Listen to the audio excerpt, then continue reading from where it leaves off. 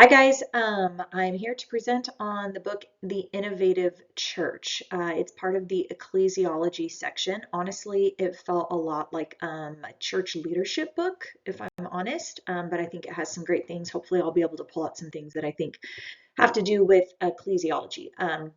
But I think his premise throughout the book is just really that the church, like he says here, as we know it, is calibrated for a world that no longer exists. So the heart of everything that he's writing is that the world's changing and it's constantly changing. His last chapter in the book is all about, just technology today and all of these things. And yet feels like the church is not changing. And so he talks throughout his book about what that looks like. What does innovation look like? How do we handle change? And so I'm going to just kind of pick up on a few of those components. But the question that he asks is how do we maintain a rock solid commitment to the unchanging Christian faith while at the same time finding innovative ways to express that faith in an ever-changing culture. And so he is, arguing that our faith doesn't change, but maybe the way that we do small groups, the way that our worship happens, if we look at our Christian practices, he actually dives into hospitality. But even talking about lament and various things, what does it look like for us to practice these Christian practices, but to make them transformative for the people in their everyday lives today?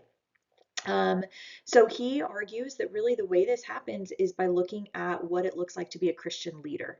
And one of the big things that we have to remember as Christian leaders is that it's not about us. There's definitely things that we can do, but we have to remember that it is God who gives the increase. And so he says that the central task then for us as Christian leaders is to make spiritual sense.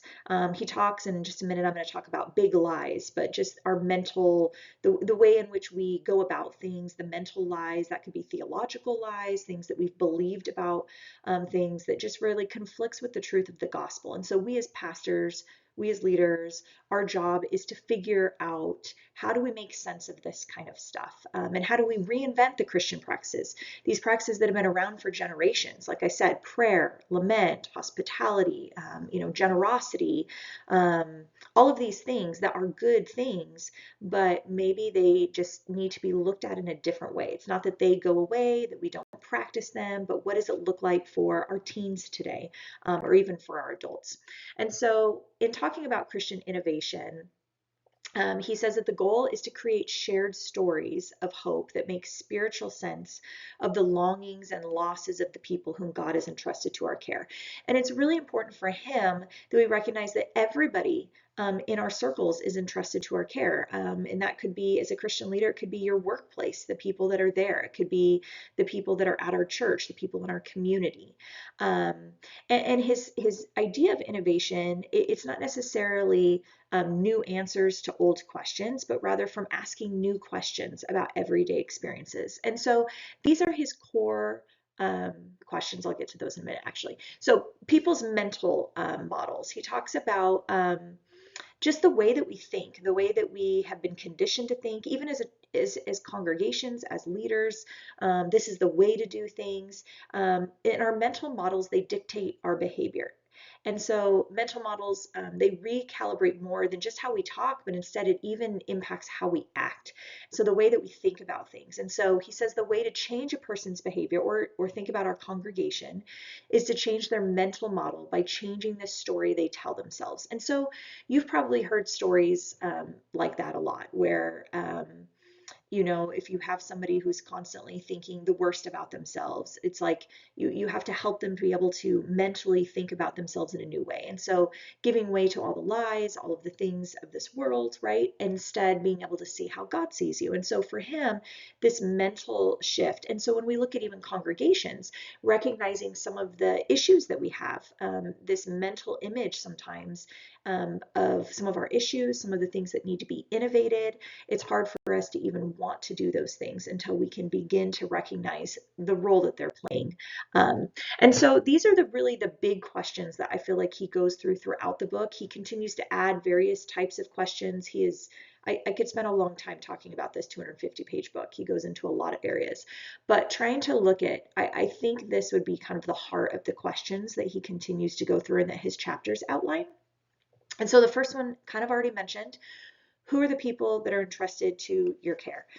I really liked how he said Christian leaders aren't to have followers. Jesus is to have followers. And so really our emphasis should be on the people that we have in our care, not so much in what it is that it's like all about us. So who are the people entrusted to our care? So as we think of innovation, as we think about the mental images and things that we need to change, like who are the people that we're thinking of?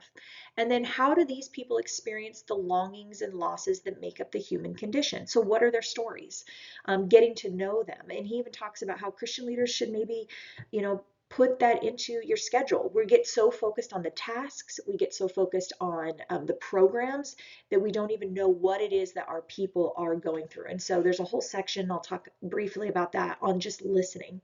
And then what big lies do your people believe that prevent them from hearing the gospel? Blocks us from truth, blocks us from understanding the love of God. What are those big lies? And then how do we as Christian leaders need to preach about those things? How do we need to share a different narrative? And then how do you make spiritual sense of those longings and losses? And so think about the Christian practices. He talks about various different ones. The idea that Christian practices are really the planting and the watering that begins to help us have different narratives, different stories. And then how do you express that spiritual meaning as a shared story of hope? Our goal is to invite people into a new story, into transformed living. So these questions, I think, were kind of central for him as we think about what it looks like to be the church, and especially, most importantly, what it looks like to be a Christian leader. And so listening is super important to him and in talking about this. And so he says everything should begin with listening. And it's not just listening to hear, but listening to be transformed. And there's something truly different about that when we become leaders who listen to be changed people.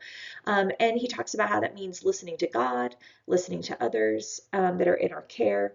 And then he goes into a whole section on what listening looks like as empathy, not sympathy, but empathy, meaning that we can't want control. That empathy and that listening is inviting, it's inclusive, it's not judgmental, and once again, it will transform us. And so we should be transformed by identifying with the heartfelt losses of the people that we know, which is why for him it's so important that we know the story of our everyday people. And this, maybe it's just something that I really value, but I think many times we as Christian leaders can get off base. God calls leaders not to a task, but to a people. And so throughout the book on Christian leadership, on that section, it's really all about caring about the people, knowing the people, and remembering that that's our primary. And he says that as Christian leaders and as churches, we get off base when we're all about the task, right? It derives from my people, not my plans, not my tasks, not my programs. So, one of the questions he asks when talking about innovation, and if you think about it with a staff meeting or with a group of leaders, this question, how might we? And he loves that because how is one that's saying, like, how are we going to accomplish this? Let's like be creative. We as the church need to look at things from a different perspective. And then might, he really emphasizes the importance of lots of options. Like we should sit down, he talked about like an 8-minute rule, that if you're going to sit down with leaders, 8-minute rule is like you put it in 8 quadrants and you just put in as many ideas as you can. You have 1 minute for each idea and then you have to move on. Kind of like more ideas is better. How might we? What are the different options that we have? Whether that's you're preaching on lament and you need to kind of come up with a bunch of ways to be able to share that, or exercises or ideas in that. Lots of different ways that you can look at innovation in that. And then it's a communal process. This is not the Christian leader having all of the answers. It's inviting the people into the process. And so he says it's important to establish rules to live by. And it's kind of what I already talked about with those questions, right? Like listen to the people entrusted to your care. Listen for the longings and the losses. Listen without wanting control. Listen across difference. I loved this, and I think goes with a lot of our classes we've had, but all voices are needed. Listen with empathy, listen for the big lies, and listen to be transformed. And then practice every chance that we get. Measure the things that matter, and have accountability. Make a commitment to someone you trust, and just start where you can. So the process for innovation, we need a plan of action. Don't just invest in one idea. Like I said, we never know what will become great. So throw them all out there. Have multiple ideas. What is it for this Christian practice? What does it look like for the church to innovate with technology? And he says the problem is that a lot of times it's like we get one idea, we don't even fully like go and figure it all out, and we just run with it. And then when it doesn't work, we just fail. And I think we see that a lot with pastors who go to a conference, come back, and it's like now the whole church is about this one idea. So the kind of innovation that's needed, it should change our mental models. It should allow us to see the world different, to calibrate for the ever-changing culture in the never, but also for the never-changing gospel. For the organization, he talks about the crisis. The root of the spiritual and financial crisis in the churches is that we as Christian leaders haven't focused on responding to the daily experiences of our parishioners. Instead, like I said, it's been about our plans, it's about our projects, it's about what we can do. And so innovation is a cycle. It's not this linear thing, it's trial and error. We have to be able to fail, we have to be able to experiment, which means we need safe environments for that. So building a team with leaders and just people that we can have, various ideas with. And then change. A whole section of the book is on change, and I think this is critical. I've seen a lot of great leaders who have all this innovation and great ideas, but they can't navigate the change because change is hard, change is painful. There's loss with change. So our people, it's uncomfortable. So, he asks, like, how do we help people change when it's desperately needed? And so, talking about, helping people understand why we can't stay where we're at anymore. We try to help people grow. We use business models like Google and all sorts of different things in this section. But our most important thing is we have to realize that it's also beyond our control. We can't do it for our people, but we are responsible for helping them take the next faithful step, to continue to move forward, to continue to explore together. And so leading adaptive change, meaning like these are things that we can't just deal with our finances. These are things that are always going to be changing. We have to have agility. We have to take the next faithful step as a leader as well. So a couple last quotes that were just really critical, I thought, is for many leaders, they're stuck thinking things were better the old way. And this is, you've maybe heard this, maybe you as the pastor aren't struggling with this, but some of your leaders are. And he used the example of like, the worship wars. And it's like, people are never happy. You've gone through 4 worship leaders. It's not helping with the intergenerational ministry. It's always better it was before. But he says, but if those same leaders want to reach the smartphone generation, they need to learn to cultivate agile leaders and innovative congregations. And then lastly, this was kind of the end of the book. I thought it summed up a lot of it well. The church as we know it is calibrated for a world that no longer exists. We need to recalibrate. If we want things to be different, we need to listen to the longings and losses of the people entrusted to our care.